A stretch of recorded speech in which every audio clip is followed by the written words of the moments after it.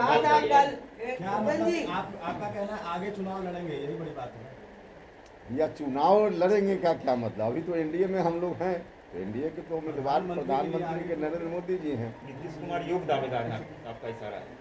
ललन सिंह ने कहा है कि कई लोग ऐसे हैं जो नीतीश कुमार के चेहरा को पसंद नहीं करते हैं, कई पार्टियां ऐसी हैं।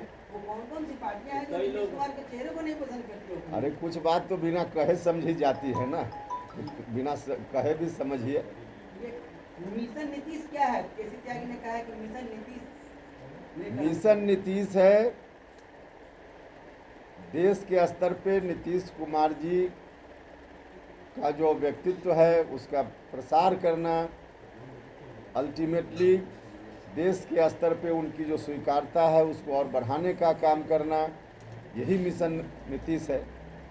ये कह रही है आरजेडी और कांग्रेस, ये कह रही है उपेंद्र जी कि नीतीश कुमार पीएम मटेरियल हैं, तो हमारे तेजस्वी यादव भी योग्य हैं, युवा हैं, वो भी पीएम मटेरियल हैं। दूसरे दल के लोग क्या कहते हैं उससे क्या मेरा मतलब है, हमारी पार्टी क्या कहती है उससे हमारा मतलब। लेकिन भाजपा ये कह रही है कि केवल मटेरियल बताने से कोई पीएम थोड़ा बन जाएगा, नंबर चाहिए उसके लिए।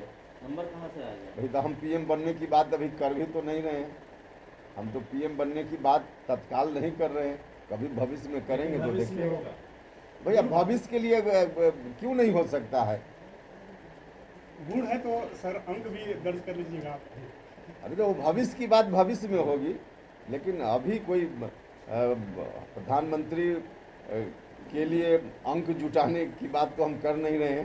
प्रधानमंत्री अभी एनडीए के नरेंद्र मोदी जी हैं।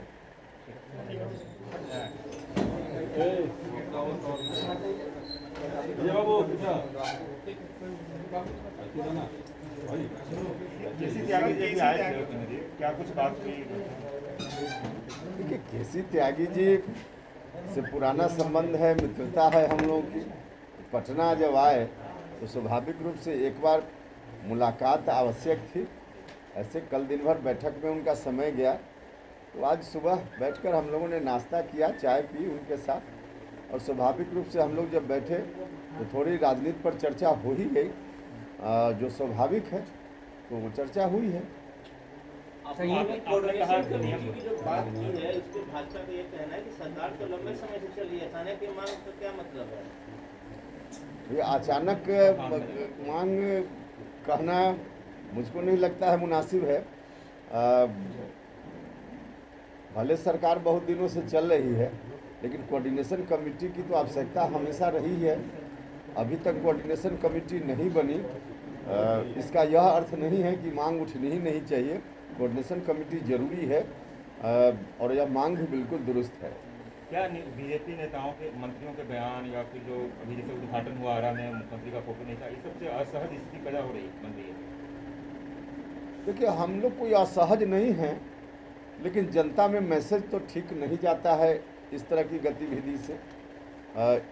एक ही अलायंस के अंदर कई तरह की बात चलते रहती है, एक ही इशू पर अलग अलग नेता का बयान भी अलग अलग तरह से आते रहता है एक ही पार्टी में। अब जैसे अभी जो जातीय गणना की बात है, उसमें भारतीय जनता पार्टी के अलग अलग नेता अलग अलग तरह के बयान देते रहते हैं।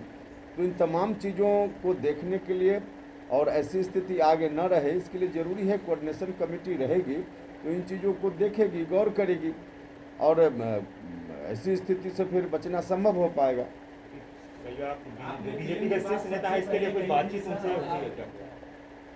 आपने पीएम की बात सबसे पहले कही थी कि प्रधानमंत्री के लायक है नीतीश कुमार, और अब जो है वो राष्ट्र परिषद की बैठक में मुहर लग गया। क्या आने वाले समय में नीतीश कुमार प्रधानमंत्री के लिए चुनाव लड़ेंगे? देखिए अभी कल क्या प्रस्ताव पारित हुआ उसको बता दिया गया है, और पीएम मटेरियल जब हमने कहा था तो आप लोगों में से भी कई लोग असहज हो रहे थे कि क्या बयान दे रहे हैं, लेकिन आगे के लिए ध्यान रखिए, उपेंद्र कुशवाहा जो बोलता है आगे सब लोग उसको मानते हैं, तो आगे भी ध्यान रखिएगा आप लोग।